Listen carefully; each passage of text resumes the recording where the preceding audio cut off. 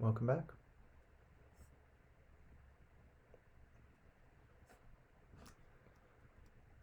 Awesome. It's been a sec. This. Okay. Welcome back to another late night stream session. It's been almost a week now. I have officially survived what was a week full of exams.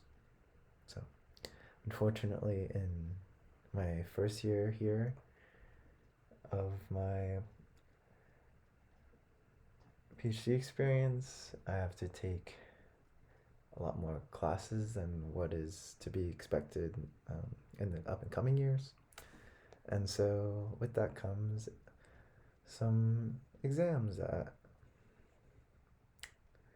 I think I put the appropriate amount of time and attention into, given the content. Let's just leave it at that. So because of that, I had to shift my priorities last week, and I ended up not streaming as much. Though I did promise myself I'd get one stream in this week, so here we are, Friday night, getting my stream in. And we're going to kick it off by continuing where we left off in Chapter 4. Tonight I hope to finish Chapter 4 so that we can get into Chapter 5 potentially earlier next week, or maybe even tomorrow if I'm feeling it. But Chapter 5 is really cool, but I won't jump the gun on that. I'll get into where we left off last time, which is we were talking about subsetting. Now, to remind you, subsetting is when you want to extract information from a particular data structure, and R offers several methods for extracting information from a variety of its data structures, which we talked about a lot in previous chapters, specifically Chapter 3. And so up to this point, we had described what are the types of ways that you might extract information from a data structure. Specifically, we talked about ways to extract information from atomic vectors, which, to remind you, are like this numerics or doubles or character vectors or logicals or something like that. And you can do that in 6 ways, which we indicated here, which were you can use positive integers, negative integers, logicals. You could even use nothing and zeros or character vectors. So these were all the ways that you could extract information from some data structures, specifically talking about atomic vectors. But what we did was extend then the application of these 6 ways to extract from atomic vectors to matrices, arrays, lists, and then even data frames. And we saw the slight variation in how one might approach subsetting if you were using one of these different data structures. Great. To continue moving forward then, we're going to talk about a expansion on the possible ways that you might use the subsetting mechanism in R. And so up to this point, anytime we wanted to subset something, we use the single bracket indicator in order to do so. Unless, I don't know if we talked about this yet, but maybe it's just been on my mind. Let me make sure before I...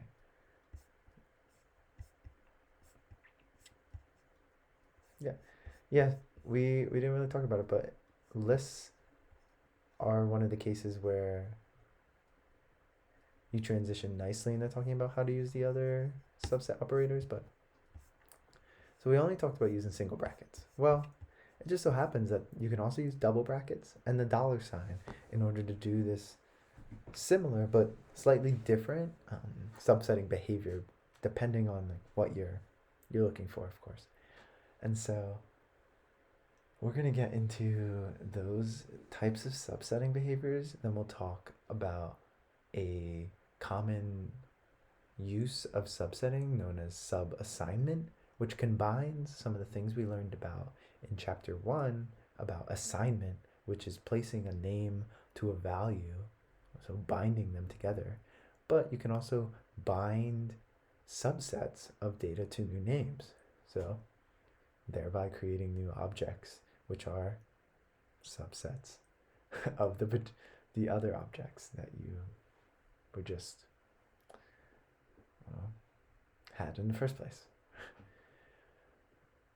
So we'll get into that, and then we'll talk about some of the applications of subsetting across a variety of data analytic uses, because R gets used a lot for data analysis, so it's nice to highlight some of the ways that you might actually use subsetting in those contexts. Okay, so let's get right into it then. Well, after this long-winded start and then some somewhat challenging streaming setup difficulties, I don't know what to call it. Also, I've been thinking about playing music. If anyone has any thoughts about me playing music during the stream, if that's distracting or not, let me know. Nope, let's not use that. Okay, so we're going to be talking about single element subsetting. So in this case, this is when you want to extract not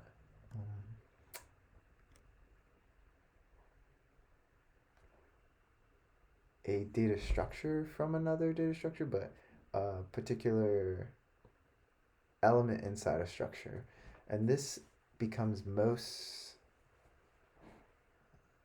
clear when we're talking about lists, because recall that lists can contain any type of vector, including itself. So we have this space for there being these hierarchical frameworks within lists. So a list within a list within a list. And it might be the case that when you or it is the case that when you use subset using single brackets, you're going to get out another list that was embedded in that list rather than the particular contents of the list that you were interested in. And this is most clearly demonstrated by this nice train metaphor that Hadley uses here. And it's also going to demonstrate the difference then between these operators that we're going to be talking about in more detail. And so imagine that we had a train, and this train was a list, chugga list. And this list had 3 element vectors in it, so 3 sets of values. The first one is numbers, chugga. The second one, a character vector, chew. And then the last one, a number vector, chugga. And so if I wanted to get information out of this list train, then I could do so in a variety of ways. In this case, we're going to talk about 2 of the ways. And so you might want to just take out the first list in our list train, and that's going to give you the train. But notice how it still has the structure carried with it. So the carriage of the reference values inside, when attempting to subset that information, gets carried along with it. But what if I just wanted the contents of the cargo?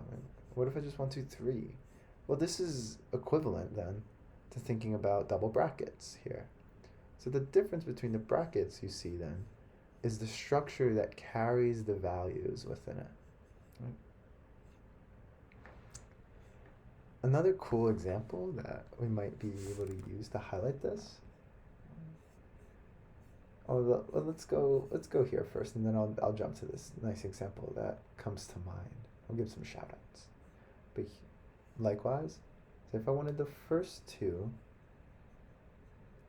values within the list X, well, we know then from above, based on what we assigned our list to, that it's going to be these two structures, our chugga chugga chew. And that's what we'll get out. We'll get the structure, the list structure, with those values in it. Similarly, you could also use negative integers in order to subset. So the -2 in this case gets rid of our chew, our A. Or you could also use this sort of matrix-like structure. So 1, 1 in this case is just giving us double of the starting one. So this is what you're seeing here, is just that the types of ways that we've learned about subsetting previously apply to how we think about subsetting now, but we also get this additional operator to facilitate extracting out the principal component of, well, I wouldn't call it a principal component, that's like too wordy, just the raw stuff inside the structure. the goods, in this case the goods kind of works.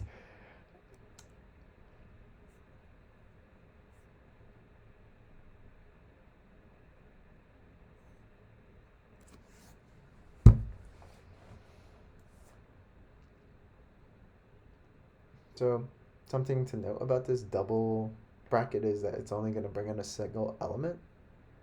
And if you wanted to do multiple elements, you have to do some funky stuff. And that's what it's trying to describe here, where if you try to use multiple integers or multiple strings in order to use the double subset operator, you're not going to get the behavior that you think. You'd actually get this behavior, which is looking inside the first element of the first list, and hopefully that's a list because I'm looking inside that and I'm getting the second element of it inside that first list. So this is like not what you're saying, what you want here. I imagine you're saying you want the first contents of these. So in this case, you would want 1, 2, 3A. This is not going to give you that.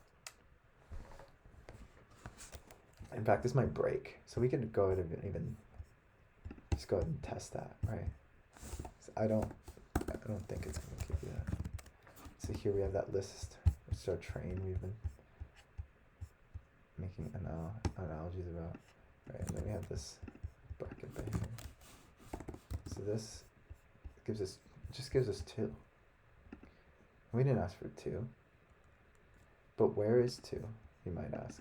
Well, reminder, we have these lists right here. And 2 is that second element in that first list. So it's going in, and then it's getting this from there. That's not the behavior we wanted. We wanted this and this. We thought that this behavior was going to be synonymous to something like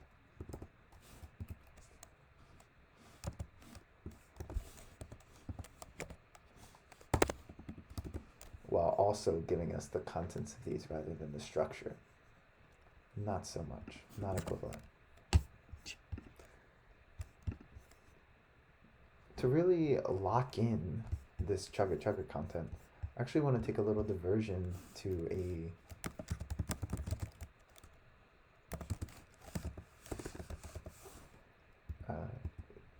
YouTube video that I encourage people to take a look at. It has to do with It has to do with the content that I'm talking about, and it's part of where I got the actually idea and motivation for doing this series in the first place. So there's this R Slack channel. It's a community of people interested in learning about R and data science, and they do these book clubs. And I recommend checking out this channel if you're interested in this. But these book clubs, they go on for some set of weeks, and then everyone gives a presentation about a given chapter, and they'll talk through essentially all the content in the book. Something similar to what we're doing here, but done in a group setting. And so I actually wanted to be a part of one of these cohorts of this book club, but I missed the last one. But I wouldn't let that stifle my motivation for attempting to go through the content in this book. And it was a now or never sort of scenario for me, and I really had been itching to get into the advanced art content. And so I started to do this by myself. However, I have been following along with some of the YouTube content that they put together when they were doing the cohort for the previous one. So this is cohort 5 actually. And so in chapter 4, a subset chapter of the Advanced Art Book Club, the Katie Flick, she's shout out to Katie Flick, MIT maybe. She might have mentioned it in one of the introduction chapter. Anyways, it was her turn to present, and she did a nice job at using this example. I'm not sure where she got it or if she made it up. Props to her. But she used this nice example of using candy to describe subsetting in this case. And I found it a lot more digestible, ironically, than the train. So imagine that you had some M&Ms, and say you wanted the content of these M&Ms. Imagine you had a list of candies, and one of the candies listed was M&Ms. Now, M&Ms could be packaged like this, or they could be this pile of M&Ms, right? This is the equivalent to what the two different operators do in subsetting. If I was subsetting my list of candies and I grabbed M&Ms with the single brackets, I'm getting a pack of M&Ms. I'm getting the structure carried over with my candy. However, if I used the two brackets, now I'm getting the contents. I'm just getting the M&Ms. And I think that this is like such a wonderful example, and I hope to use this in the future when I'm teaching these sort of foundational things about R to students. And yeah, I encourage you guys to take a look at these videos. Sorry for that little, it's not really a digression, but it is a nice complement to the material developed within the Advanced Art textbook, which I'm actually holding in my hands as I'm talking, because it's like helpful to just like churn through like this and stuff. Cool.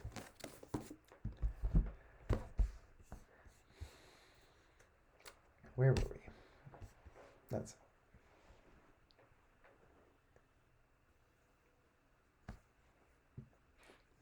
So here now he's just giving some recommendations about where you might want to consider using the double bracket. And the recommendation here is when you know you're going to be extracting single elements from data structures. And that's a good practice. It's best practice for a common type of procedure where you might be doing this, which is loops. Now, take loops for granted because we know, or we'll talk about potentially, how there are quicker ways to do things that are synonymous to loops in R. But if we're using a loop for some reason, here is a good instance of where we might want to switch out, or where we should be switching out using the single operator to a double operator. And it goes like this, where you can just notice here,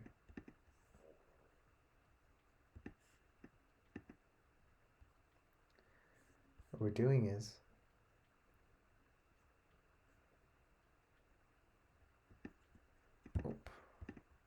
we're going in here. Oh, damn it.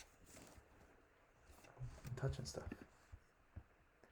The only difference between these two lines of code is just it demonstrates that the expectation for what we're going to be outputting from or extracting from these, or what we're going to be subsetting from these structures, is supposed to be a single element.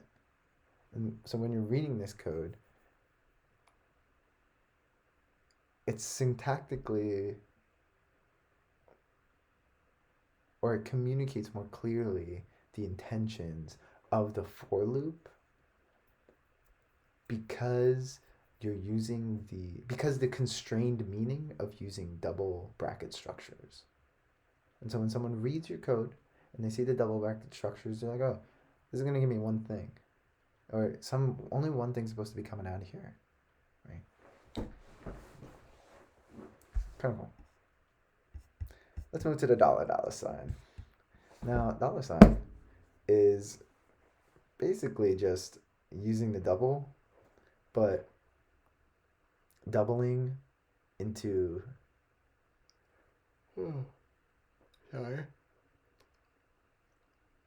doubling into a character vector. So whatever you put after the $sign is like using a subset index with a character vector. Oh boy, I felt that yawn.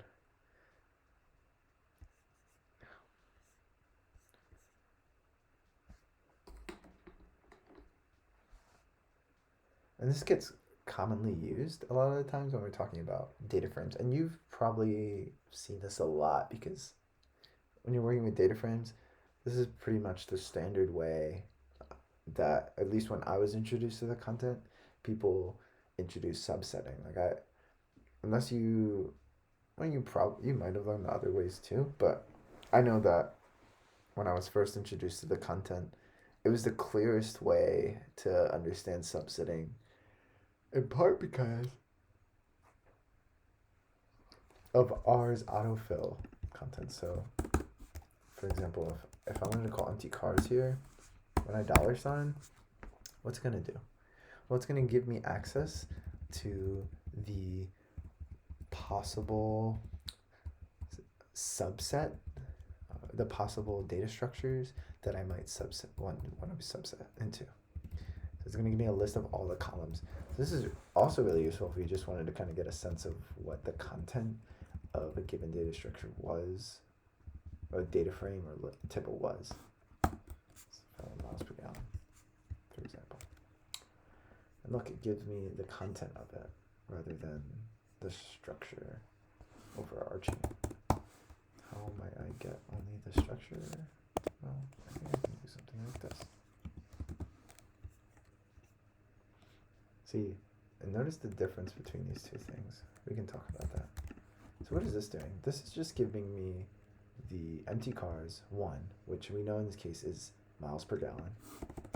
Now this is giving me what? This is giving me the values. This is giving me the M&Ms.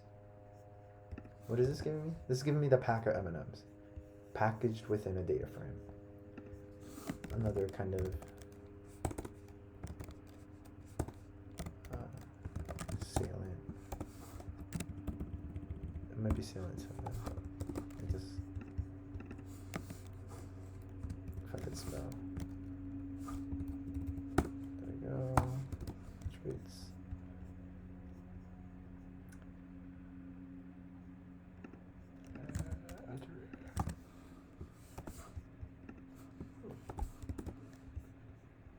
No attributes on this.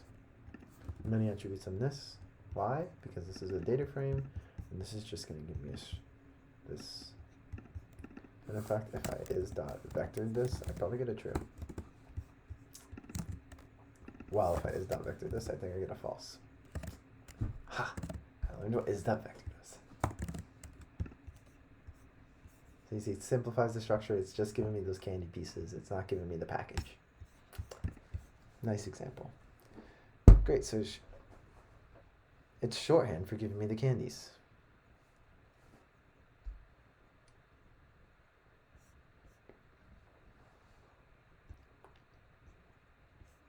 one thing to note though, and seems to come up more commonly, is say if I had a variable name that I'd saved within some structure. So I have some name value pair here where the subset that I'm interested in is embedded in or can be referenced by this variable, this name. And so I want to use this in the subset. Well, I can't use the $ operator to do that. I have to use the double brackets. And then it's going to work just like how we would expect it to work by using a character vector in order to subset a data structure. It's going to give me back the candies with the double brackets. So you might be asking then, well, how are $ and double bracket different from one another? Because I told you that they're almost synonymous. Well, there's this issue of what's called partial matching, and partial matching is essentially that when I call the subsetting operator, it's going to find something similar to that call if it cannot find exactly what I asked for.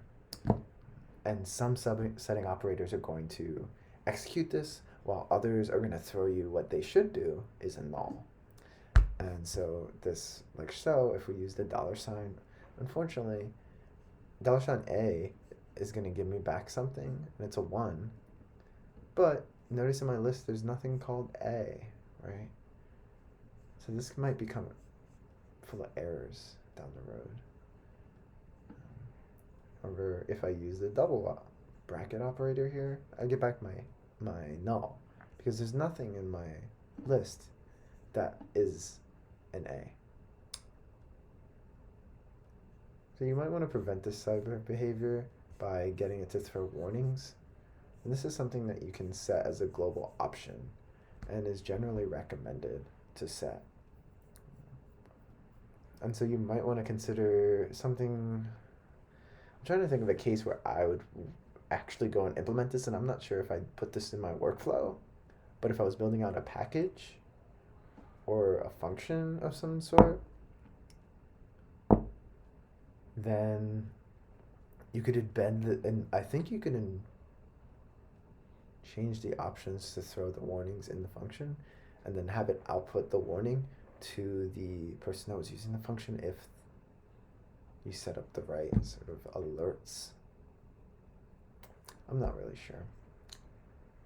Otherwise, I'm not sure if I can just get this to be default option globally in my global environment, and not having this specify every time, because that seems way too tasking. Okay. Next, well, when you're using these subsetting methods, you might get some errors, and unfortunately, the errors aren't always the same. This might be fortunate, actually, or unfortunate. But sometimes it throws an error, and sometimes it throws a null. And it throws a null or an error dependent on the sort of behavior that happened. So if it was out of bounds, this is OOB, or zero length, you'll likely get an error unless you're subsetting some null. But if it was missing, so you notice that we get these differences in out of bounds behavior depending on the type of vector that you used.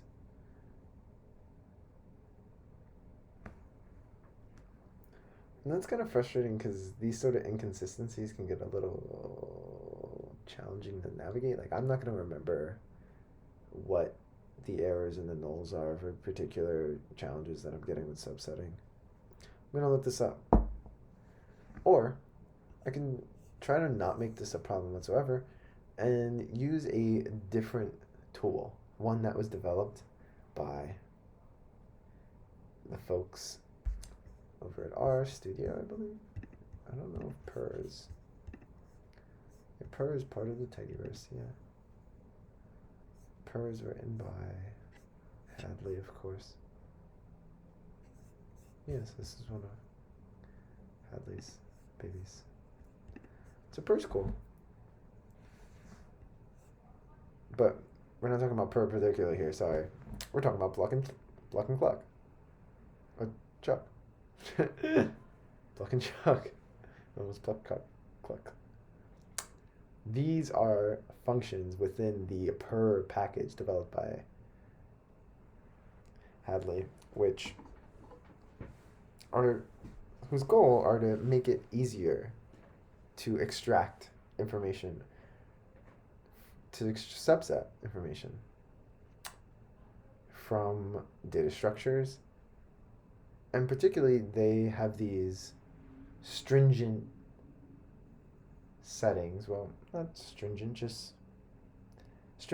like in the way that we talked about the Tibble previously in the chapter 3, where they're going to throw errors where it actually is probably necessary for you to get an error or a warning, so that you don't run into larger issues later on, or unnoticed errors, which is the worst possible thing. What's an error that goes unnoticed? A headache later on. So Pluck's great because it's going to let you work with structures that have these deep nested hierarchies, and I actually use Pluck more commonly now because of the outputs of the data structures that I've been using. So these, actually of reference here, these JSON objects. JSON objects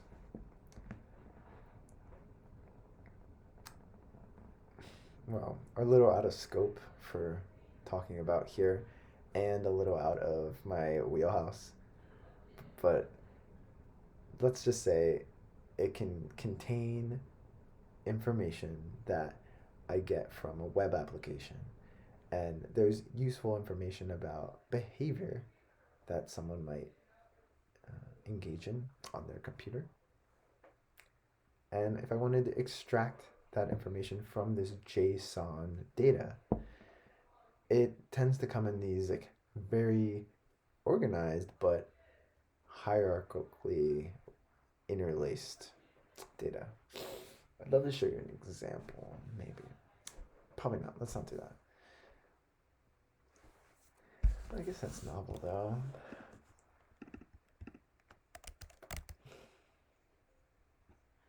Heck. Maybe we can make a quick example here.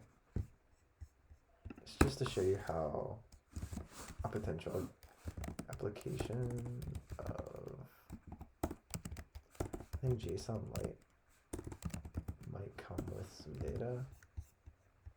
Oh no, JSON Lite.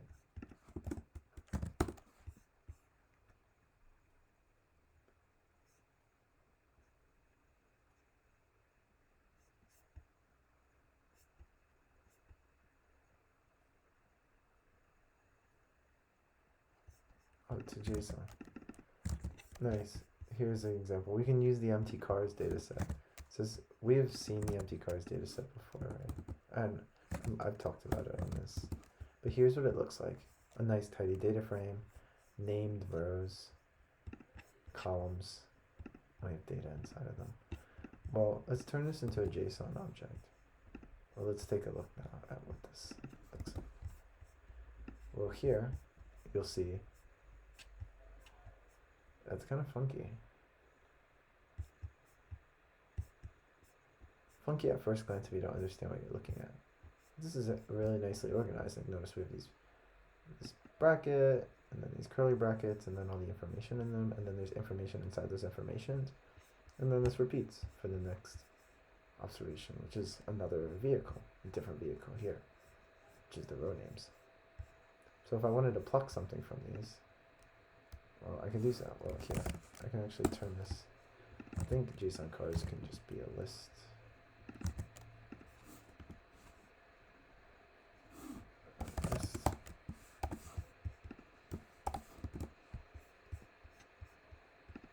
To look inside JSON cars, and it's big. Oh, it's not really saving it the way I want it to. Maybe if I put pretty, turn pretty off.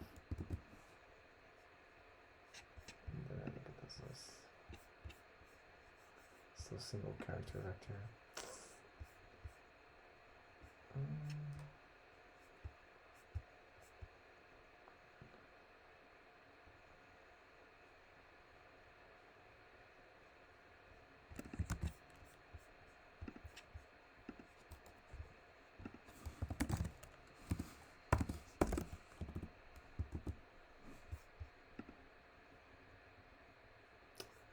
Alright, it's just gonna be that. One thing I'm gonna be able to make this not a character vector right now. But look, this is one rendition of how it comes out if I didn't make it pretty, as the pretty equals true code implied. But it compactly stores this information. That's what's important here. But something about of note about this structure is that it lends itself to using things like pluck. And let me show you what pluck is so that you can see better. So imagine each of these were lists. So say if I had one big list and then it all contained, each of these cars had a list. And then within each of these lists, we have these structures. So I might want to go in and get something, right? So let's look at the pluck examples. Well, if I had a list here and then what does it do? Well, it contains lists. And these are named lists. So imagine in our example with the cars that I had this JSON object and empty JSON or JSON cars as it was defined in the little toy example I was just giving. And then I named each of these structures as cars. So and then these structures are going to be lists of data about those cars. That's a nice way that you could organize the information, and it might lend itself to some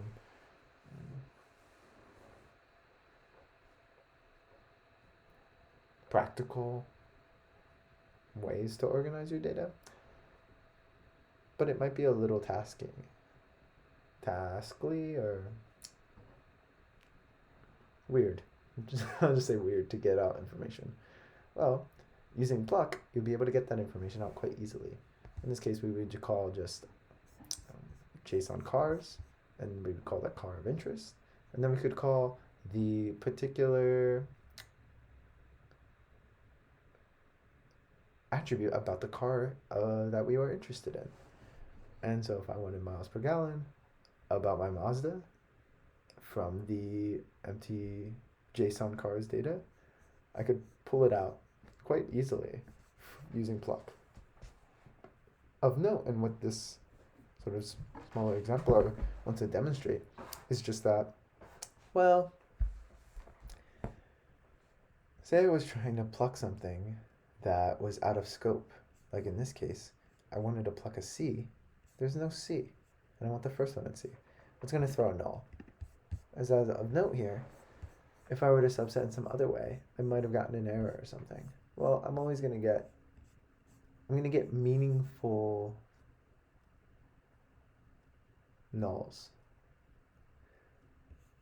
Or if I'm using, I'm going to get meaningful nulls. And if I want those nulls to be something specific, I can also default that. So if I didn't get out what I expected from a pluck, I can have it default to a particular value. And that's really, really useful in a loop. Imagine you were looping through a data structure and you knew that some of the elements in that structure are going to contain null or specific valued content that, like an NA, yeah. Say there was an NA and you were trying to pluck in this way. Well, I think, and then maybe I'm wrong here, but I guess I could check. My idea here is that, say if I had this list, and inside my list I had an NA.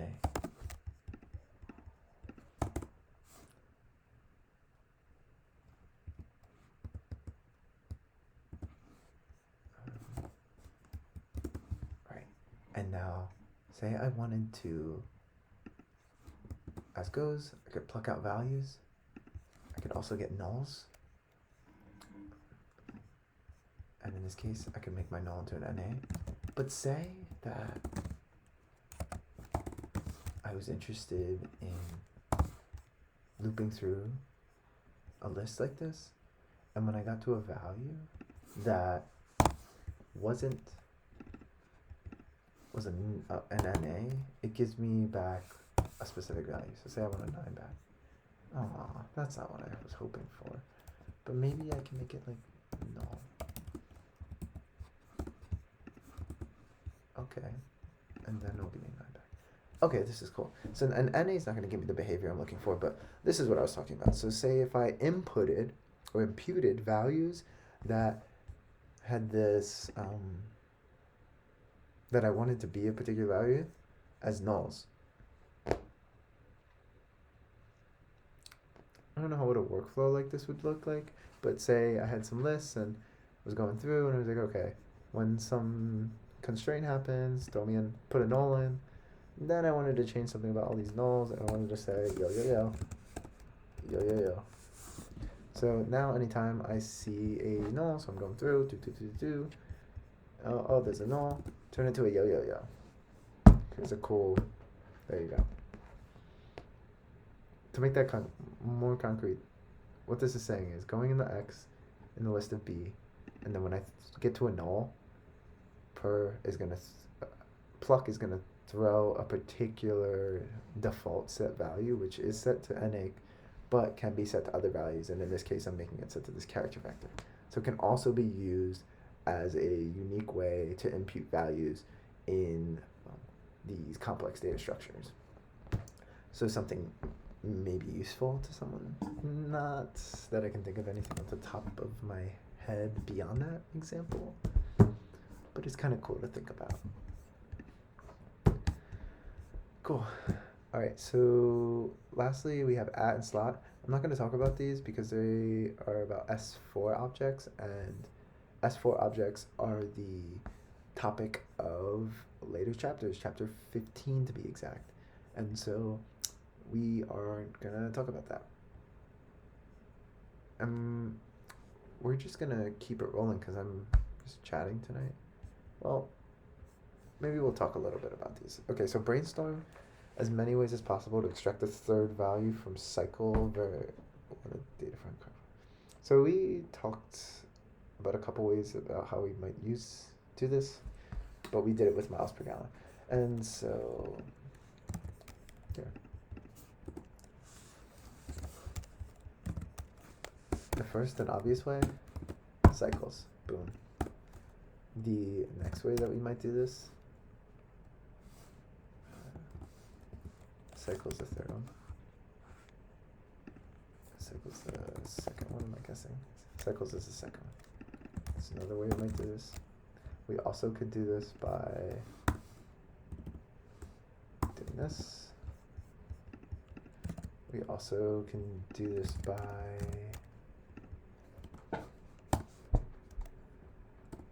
doing, I think we can do,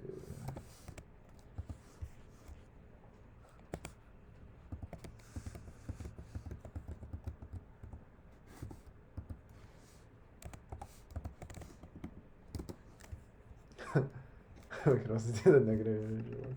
That was kind of funny. I think we can also do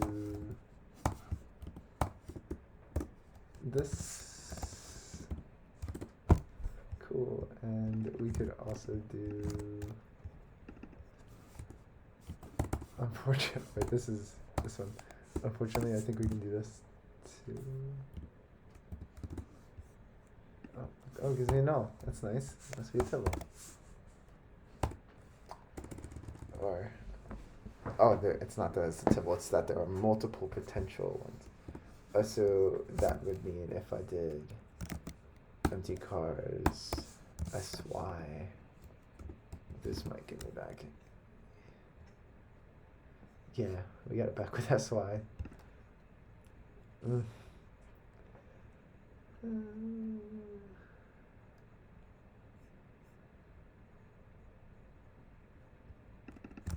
think you can also do the doubles here.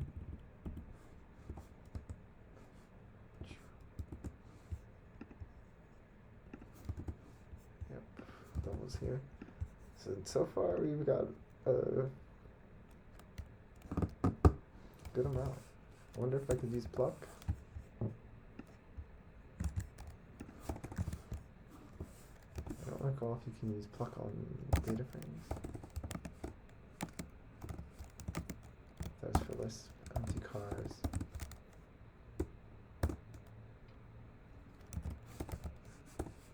Oh, reminder that data frames are lists, silly. So you could do like all these too. So that's the second one. Alright, we've got like a fair amount. Oh, we could also use cluck.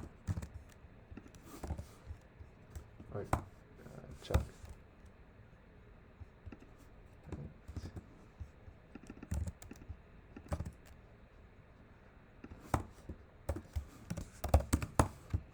Dang, man, you're doing great. Okay, how about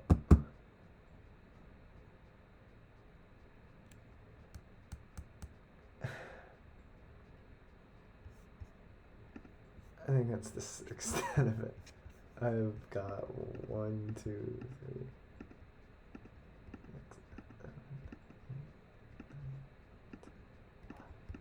11. I think we can use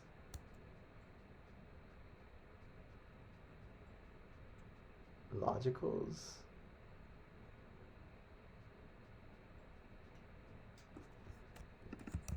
I don't know how we're gonna do this. Let's make empty cars.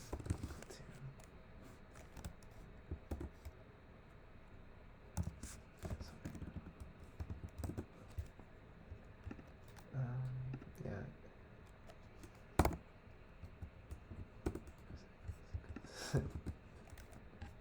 Okay. That doesn't give me the values. Oh, maybe you can do this.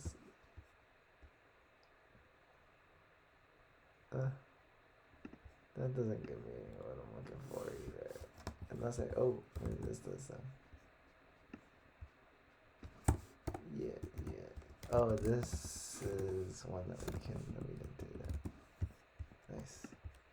So here we're using the other way that you can subset data frames is by using the row column index instead of just the single one.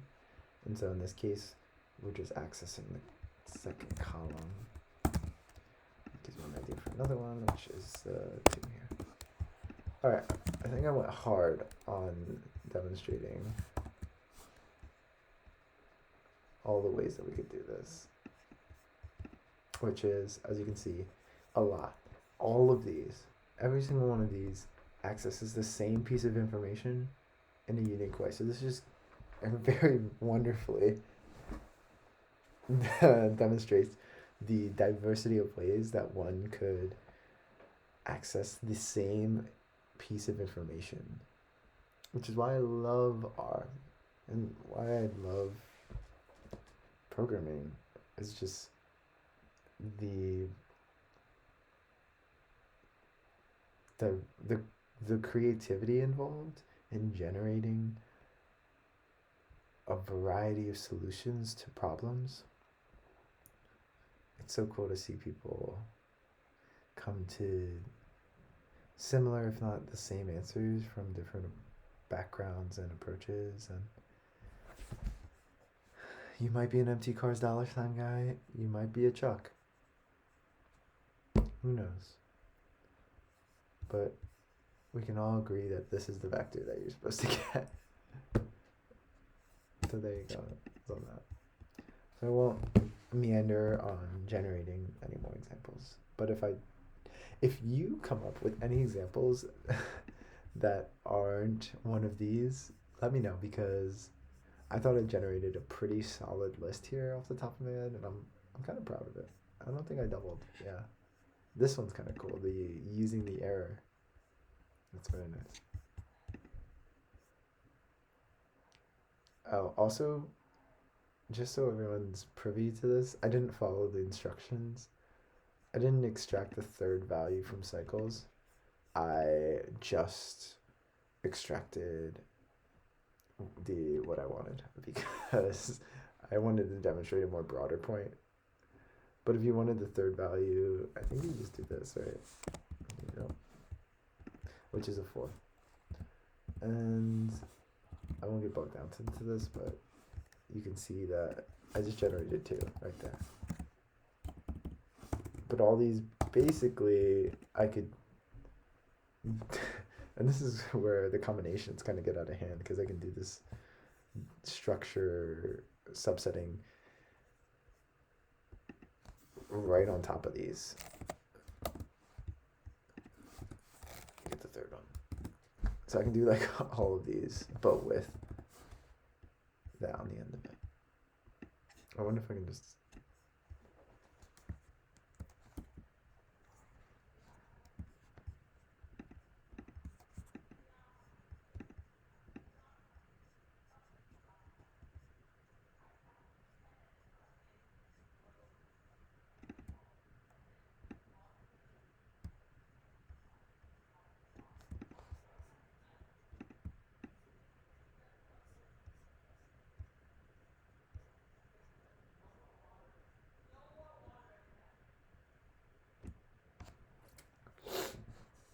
There.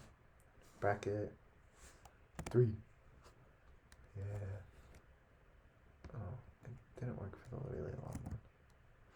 But this is always cool. If you didn't know about this, you can type. I don't know what this technique is called specifically, but it essentially just lets you type across multiple lines. And so I can do that. I can get 4 across all these. If it worked correctly. But really cool to think about. Unexpected. Let's gap. Isn't gap. Oh.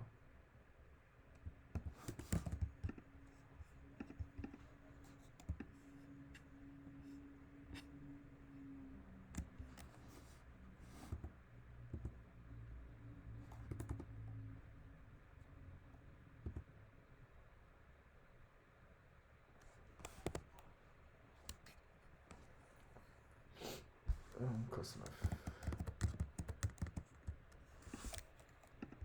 I almost got them all. There's a way to do it. Alright. So say we have this linear model and we wanted to extract the residual degrees of freedom from summary. Okay.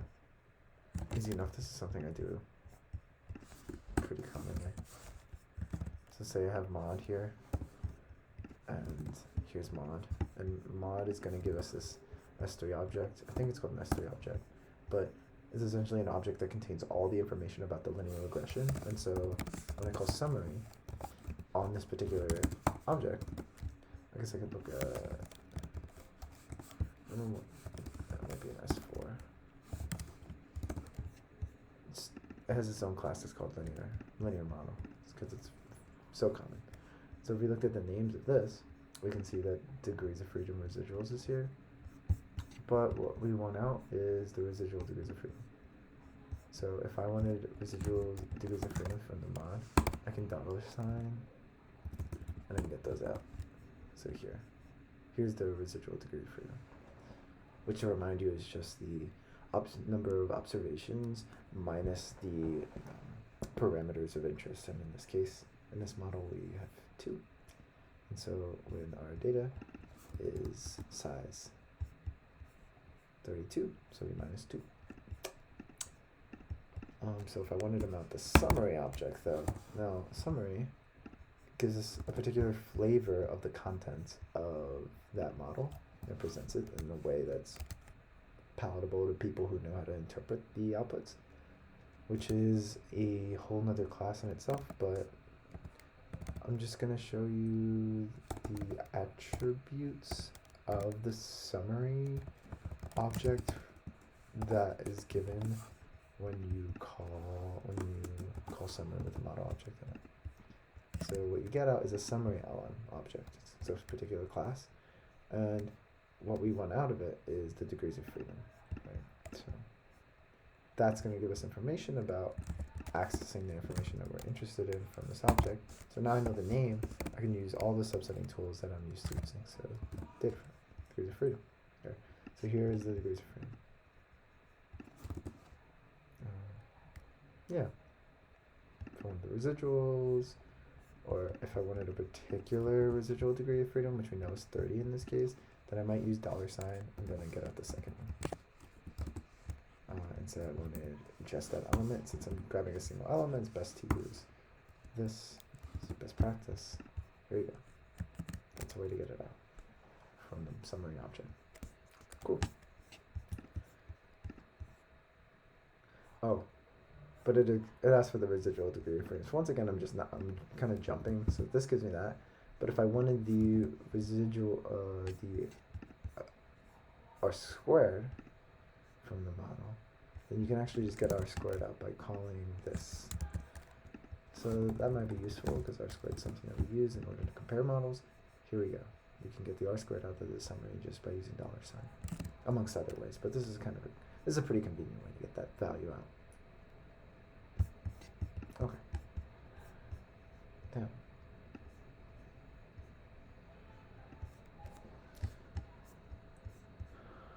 Okay, now we're going to talk about sub-assignment. So this brings together subsetting we learned about in this chapter. And then you have assignment, what we learned about in chapter 1 of this book, where we were referencing or binding names and values together. But what if I wanted to subset and do name values together? It's like that, I can't remember that TV show with the lions when I was a kid, and they would do like those fencing things. It was like pa, ba, pa, ba, ba, ba, pa, ba. Now we have subsetting an assignment, subsetting an assignment, subsetting an assignment, sub-assignment.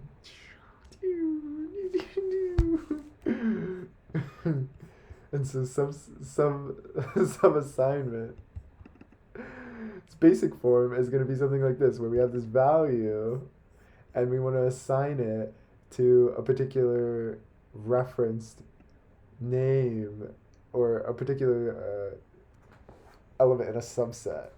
I think this is the best way to put it.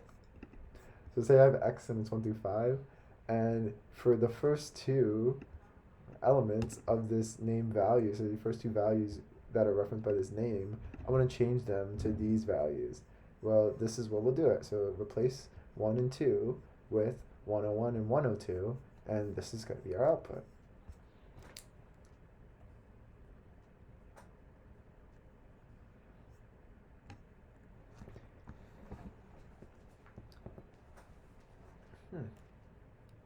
Oh, it just says make sure that the length of the thing that you're trying to replace is equivalent to what you're subsetting into, or else you're going to get some weird recycling procedures, and these get tricky, so just try to avoid them all in all by making sure what you're putting in, so this value that you're getting out, and you might get it, imagine you were doing some function and you got out some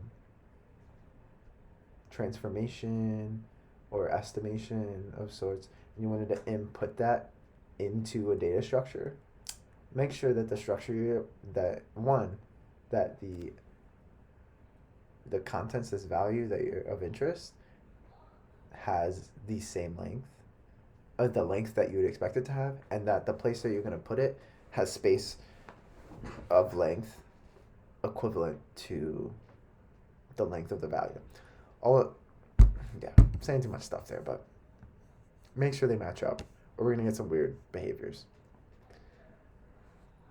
You can also use null to remove a particular component here.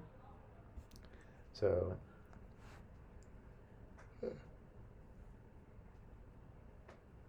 say I have some lists. Okay, and I can access that in two different ways here. I could say create some list here that contains A and B with these values 1 and 2. Well, now subset into my list X into the name B, and make it null. And if I looked at the structure, then boom, it disappears. I can also keep the structure by wrapping my null in something. And so instead of altering the dimension, really, you could think of this as an alteration to the dimensionality. So we're dropping structures by using a null. Or you can retain that container, but nullify the information within the container. And that can be done as so. Easy enough. Okay.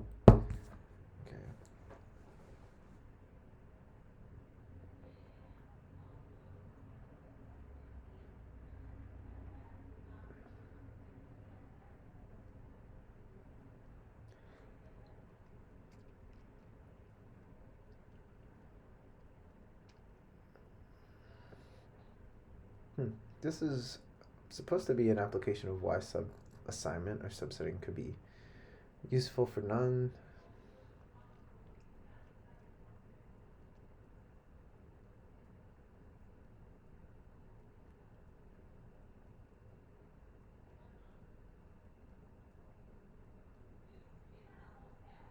Oh. The only difference between these two lines is what? One contains the sub-assignment structure and the other doesn't.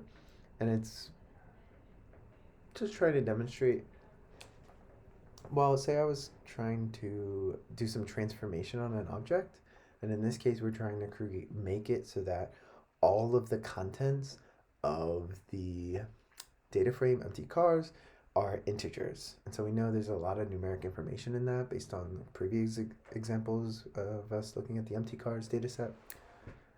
And we saw that a lot of the cases, or some of the cases when we were subsetting, we could get out still a data frame. Well, if we wanted to retain the structure of our object, in this case the empty cars data frame, we could use the empty brackets to ensure that this structure that we get back after applying this transformation is still a data frame. While in this case, if we don't do that, we just reassigned it to that structure, we'd lose the characteristics, the class. So it's no longer a data frame in this case. And this is something actually pretty common, I think, where people take some intermittentary data frame and apply some transformation to it, and then stick it back to the original structure. And if you have some flows and that intermittent information doesn't matter that much, then rewriting over it is fine. But one of the implications of that is just that you might also, when rewriting, lose some of the characteristics, the structure piece that was originally of interest to you. That's enough of that. Great, so we've made it through all the content then of the subsetting chapter. And so I'm going to go and move into some of these examples of applications, and I'll walk briefly through these, and I encourage people to also explore them. But I won't talk too heavily on the application examples today for a couple reasons. So one's just that I've been going for over an hour now, and I don't try to go more than 2 hours. And I know if I talked in depth about each of these applications, I might go too far. And second is I want this to be a 2-part series, so I'm not gonna make it halfway through the applications and then start on applications next time and then move into chapter 5. It would just be clunky. So I'll move through some of the applications I think are kind of cool. Lookup tables are common in computer science, I think. Not as common to me. Of note, you might ask yourself as I go through some of this material, but wait, Keontae, aren't these the types of behaviors I can already do with functions like subset and merge or even arrange? Well, you'd be right. And what you discover then is that many of those functions are actually built on top of using these subset procedures. And we're showing under the hood about what is going on in those procedures that makes those wrapper functions so convenient. So you're going to see the convolutedness express itself when you're attempting to do things that those very powerful functions do under the hood. Nice. Lookup tables. So it's a way to extract information, basically. So if I wanted a more compact structure, like say I had some data on gender and I had males and females here and I just labeled them as M and Fs. Well, I could have this lookup table that said that gave me name value pairs. So M's are going to be equivalent to males and F's are female, and in this case U is NA. What you could then do is you could use lookup table, this list or this. It's a named vector. And you could subset it by the data that you have. And so what you get out here is for each of these, you're going to apply this names to that, which is kind of cool. So you don't have to keep these longer names stored to these keys. That's kind of cool. And if you just wanted out these, you can use unname. So then you can use the function of the lookup and then peel back the stuff that you didn't want in the first place, and you just get these out. Kind of nice. Another procedure that you might want to use is, say I had some grades. I hope these aren't the grades in my finals this week or midterms this week. 1, 2, 3, unless 3 is the best score. Well, actually, yeah. If I miss one, then it's fine. Okay. Well, to be honest, it's probably fine if I'm any of them, but given the amount of time I put in this week, let's shoot for the 3. So we have these grades. I mean, now we have this information similar to what we had before, but we have this more complex structure about what these grades might mean. And so you have these grades, which might be 1 to 3, and then we have these descriptions associated with each of these grades. And then you have these binary indicators about what sort of grade you might give someone based on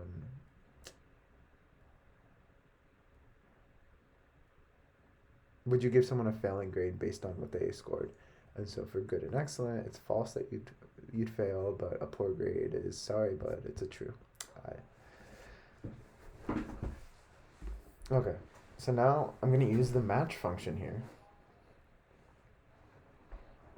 And one way to think about match in this context is, and it says it right here, is needles and haystacks. So the first argument is going to be the needles, and then you're going to give it the big pile of stuff you want to look through. So in this case, we have grades, which is our data, and we have some info about grades, and I'm going to match, and I'm going to create some IDs. So now I'm going to have some IDs, which are going to be the index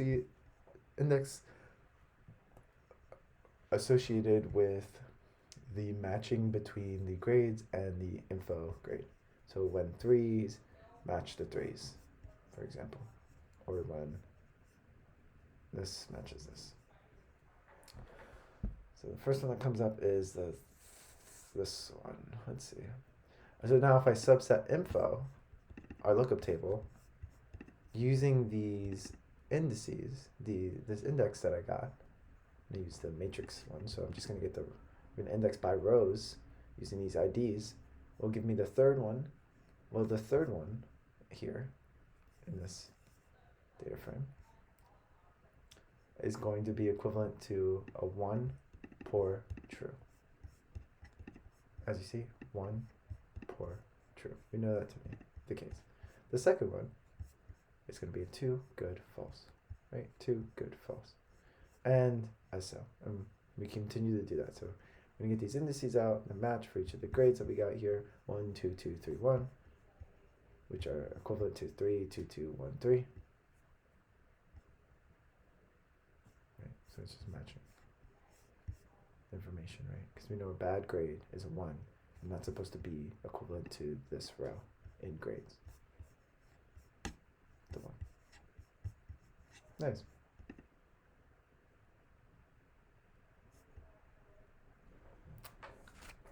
That's the amount of detail I'll go into that example, but that's a more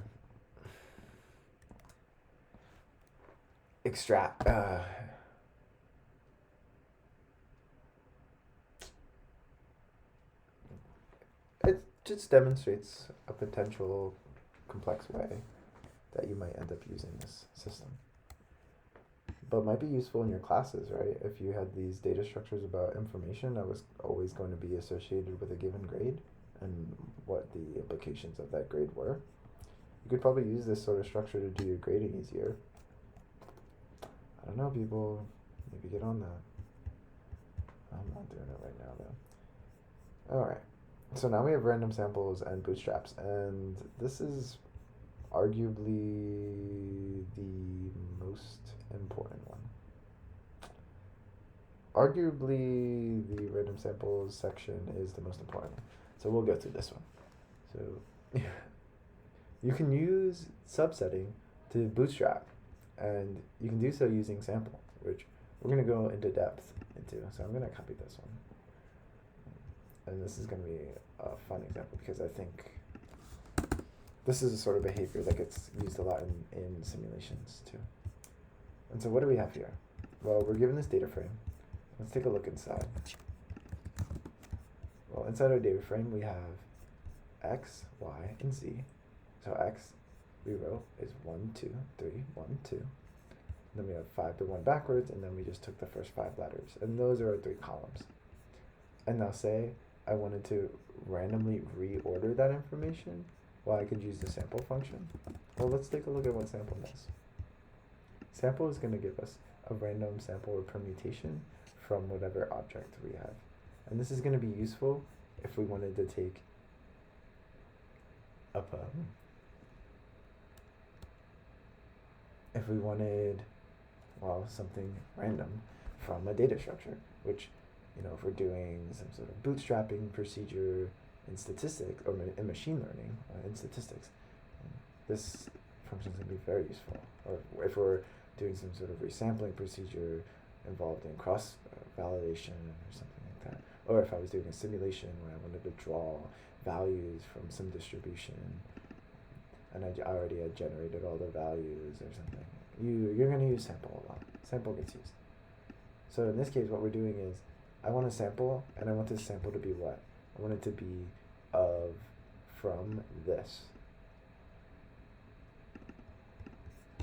And so let's just take a look at what this gives us out, because we'll break it down. So this n row, we know for data frames, n row is going to give us the number of rows of the data frame, which we know in this case is going to be 5, because we have 1, 2, 3, 4, 5, right? Simple enough. So what happens if I write sample 5? Well, with replacement, I believe it's with replacement. Oh, without replacement. Replace is false. So without replacement, it's just going to sample those values, but it's going to sample them in an order that is randomly generated. And so this order could be equal to 1 to 5, or it could not be equal to 1 to 5. And what do we know about when we subset a data frame from the first position using the matrix or array subsetting procedure? Well, we're going to get out the values of the rows equivalent to the subset. So in this case, we could get out 4, 1, 2, 5, 3. And this is what we get out. Look, if we were to do this over here, you notice the order of these values just changes each time. Interestingly here, we could also, they'll talk about it down here. So we could also choose the size. So say I didn't want the size. Normally defaults to the number of values that we have in the structure in the first position, the first argument position, but it doesn't have to be. In this case, we can make it 3. Right, so now we'll get out 3 values. There we go. I'll do this down here. Doop, doop, doop, doop. Nice. We could set replace to true, and we could generate more values than what we have. And so that's really useful. Oh no, hold on, I'm getting a call.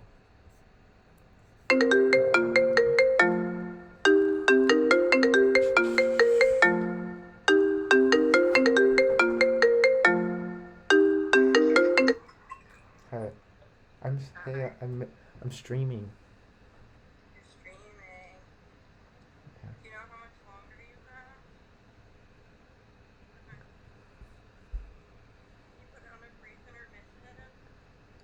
Um, I'm I'm almost done. Like how? Oh, okay.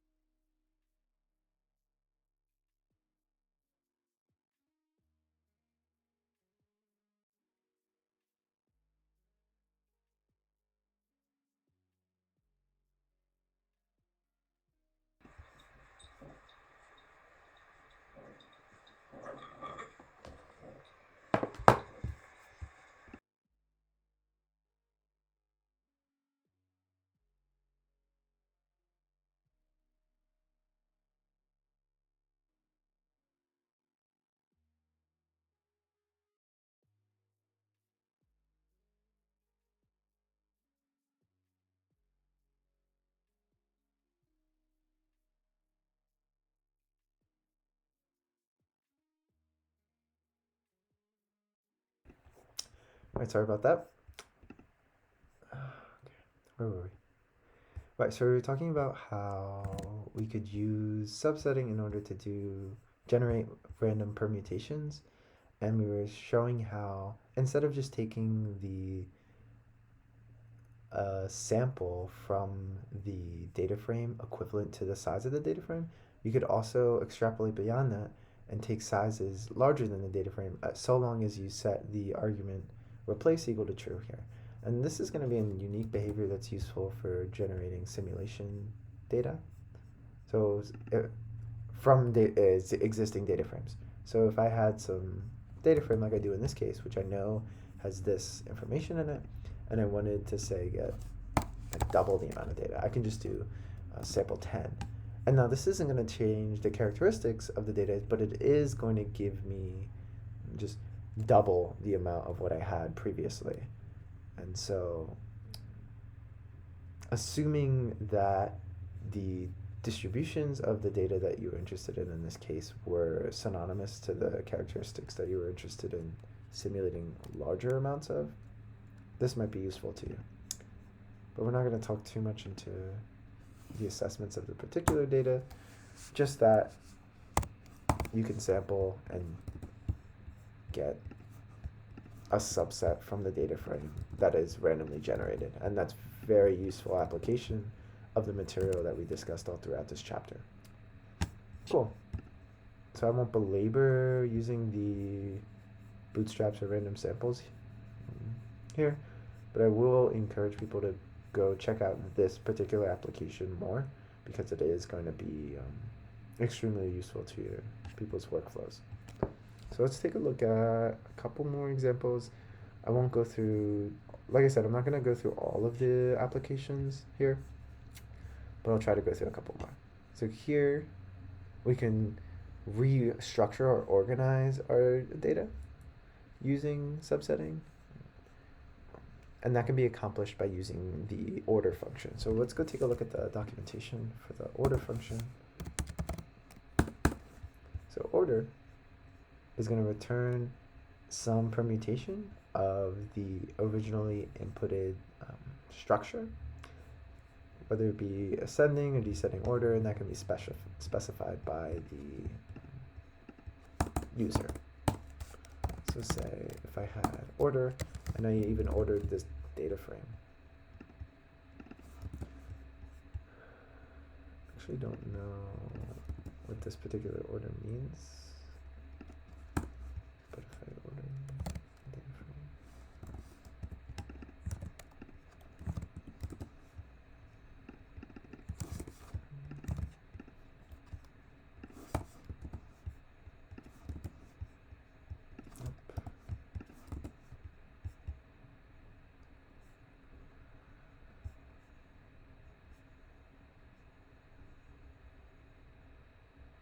data frame is only 5 observations, so I don't know how this order doesn't end up making sense in this context. But let's just take a look at their example so we can better demonstrate the utility of the content. So here we have a BCA, and we can get the index order. And what you'll notice is that the encoded in the letters are values, as we know. And in this case, it's going to give us 3, 1, 2 as the outputting index. And what this is telling us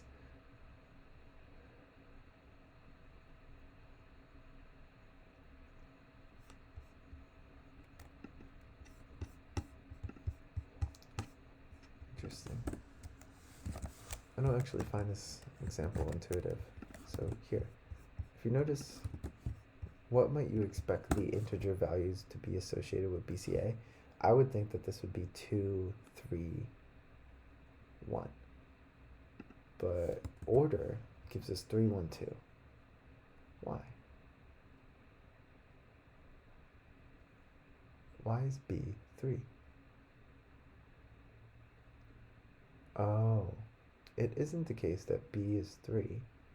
It's that order is outputting it's outputting the index seed associated with the largest value. So in this case, because A is the third element in our vector here, it's giving us the third element as the first element in the order. And so you can see how this then gets applied to subsetting, where if I took this numeric, these integers outputted in ascending order and chose to subset the same vector using those orders, I would get out the ascending order of the vector. Pretty cool.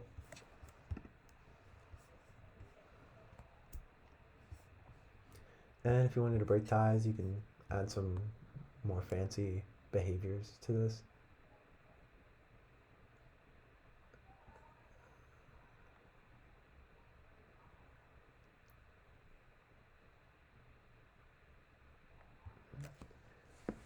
What's cool about this is you can also order by either columns, or you can order by rows, or you can order by columns, and you can order by content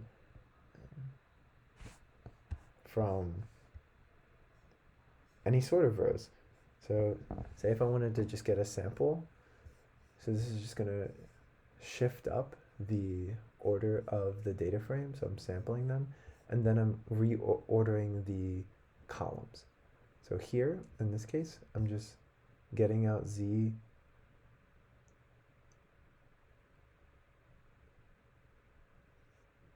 WX,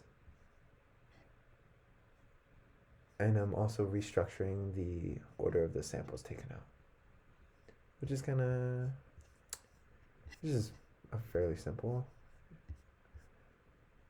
example. You could also use order here and say if X was what I wanted to order my rows by, then I could use X and then order in the first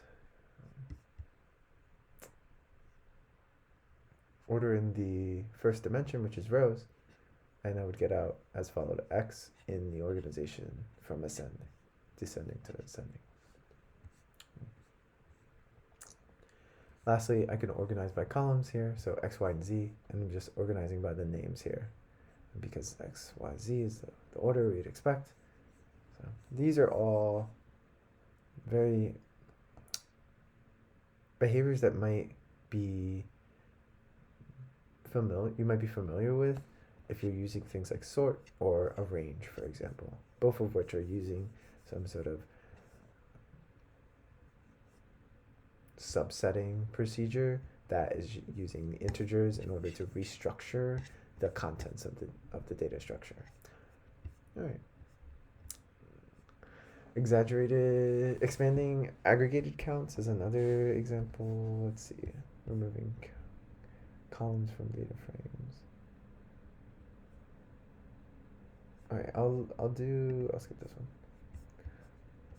one. This one's kind of interesting though. All we're doing here is like we have X, Y with some numbers associated with them. And then we have how many samples are supposed to be contained based on the contents of these. So we should expect to have 3 2s, right? And we should expect to have 3 9s and 5 4s and 5 11s, likewise 1 1s, 6 1s. And so if we wanted to generate the full data frame from this kind of like a lookup table sort of thing, we could get the repeated values that we would expect. So I know I'm supposed to have 3 of the first one, 5 of the second one, 1 of the third one. See, 3, 5, 1. This is the numbers that we're supposed to have. And then I could just repeat each one of these rows as a function of the repeated structure here. Boom.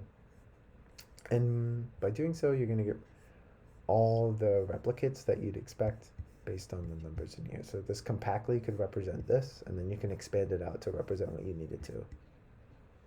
Neat. Observe. Why to use it. You can also remove columns from data frames. Here is another example. So here I have letters. I'm gonna set these letters to null. Easy enough. But you can also do this with 2 letters, right? So if I only wanted the character vectors with z and x, or x and y, here. This gets really useful if I have the empty cars, for example. So empty cars, as we know, is this. Well, we know that empty cars has names, right?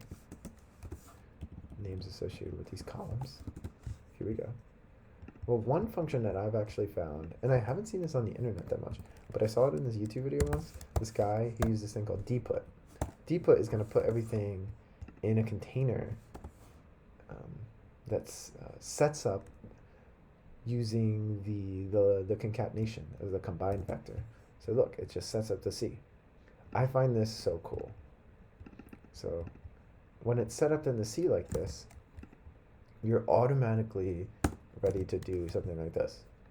I don't know, in my early programming days, I found that this was like very useful, because then I could get rid of the ones I didn't want, and I could get this very long list of character vectors, assign it to something like calls. So say these are the calls of interest. Well, now I can do subsetting on the main data frame here. Empty cars. And I can just call calls. And you'll notice that I should just get back.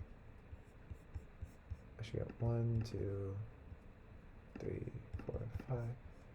Let's make it shorter just to make it more clear. So I only want 5 back. So I'm going to get the 5 back. Really cool. I found that was very useful early on too.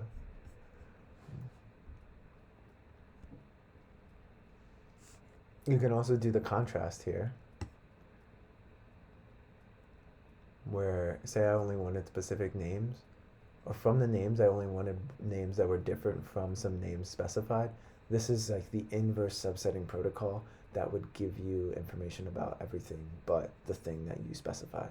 So it's like doing a negative logical.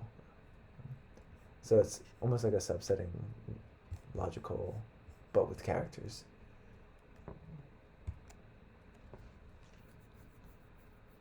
Might be useful. You could also use a set of values here, I think, and then, like in this case, if I only wanted x, I could say ZW. Okay. Lastly, I'll go over this logical subsetting. So you can also use logicals to do your subsetting. And this gets very useful. I actually used this the other day in some loops, because say I wanted to loop in a column and I wanted to index by 2 different indices that depended on values in different columns. this would be the corresponding logical subsetting procedure that you would want to use if you were doing that sort of nested subsetting. And so to do so, we can do so here are 2 ways. And this is very common, right? As Hadley says here. So if I want to go to empty cars and I want all the empty cars that have a gears equal to 5. So give me the rows where the column gear is equal to 5. Simple enough. In this case, give me the rows where the column of gear is equal to 5 and cycles equal to 4.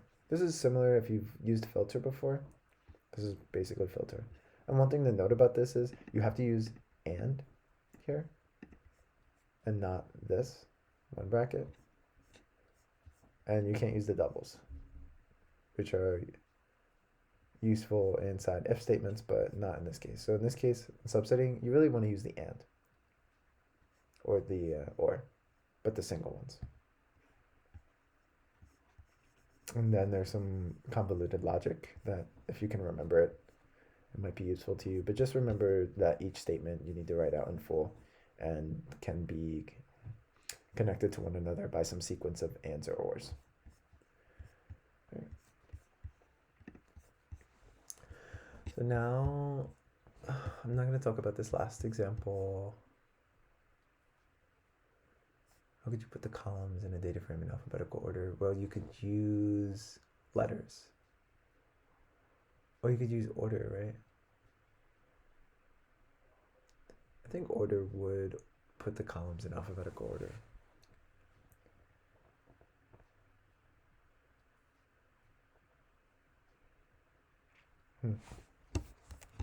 Something we could explore with calls here. What is the order of calls? And what happens if I took calls and I subsetted it? This will essentially answer our question, right? Because we're doing the equivalent of what it's asking. But what if I took calls and then I subsetted it by the order? Oh, here you go. A, C, D, M, V. So this obviously then extends out to like if I wanted to take empty cars and order it by empty cars.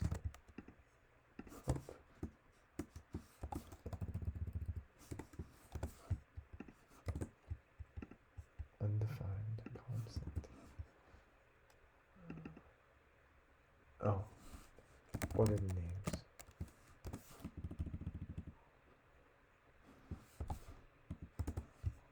A, C, C, D, D, G, H, M, Q. We did it. So we just needed that names wrapper there. How would you randomly sample M rows from a data frame? What if the sample had to be contiguous? That's actually a very tricky problem and one that I'd have to think a little more about, and I can't generate an answer off the top of my head, to be honest, and we've been going a little longer than expected tonight.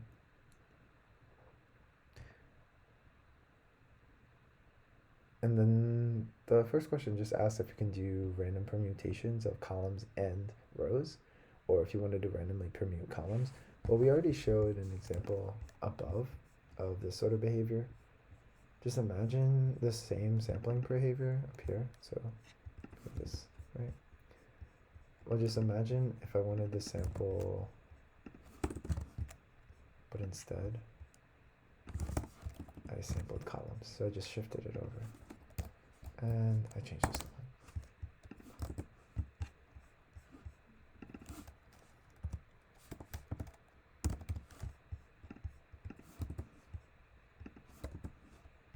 So now I'm just getting out the letter column each time, but I should get out. Or maybe if I do that.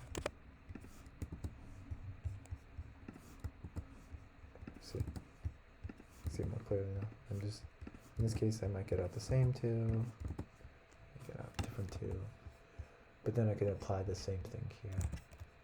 And now say I wanted with replacement true and I wanted 5. and I did number of and rows. So now I'm sampling columns and rows. It's kind of funky to think about, but yeah, I'm just getting a random sample of the columns and the rows. Cool. And that's all we're gonna cover tonight. So thanks for tuning in. We finished subsetting tonight, which was a whirl. Next time we're gonna talk about the control flow. So these are things like if-else statements and loops. And we'll briefly go into those. Like literally briefly. This chapter is pretty short. It covers it's really in and out on the covering the material. We might explore a little bit more into some of the particulars, or maybe generating some useful examples from the chapter information. But after that, chapter 6 functions is very long relative to chapter 5. So it'd probably be a double part series for chapter 6, but we'll end up doing control flow in the next episode in full probably. And so thanks for tuning in. I hope to see you next time. Yeah, have a good night.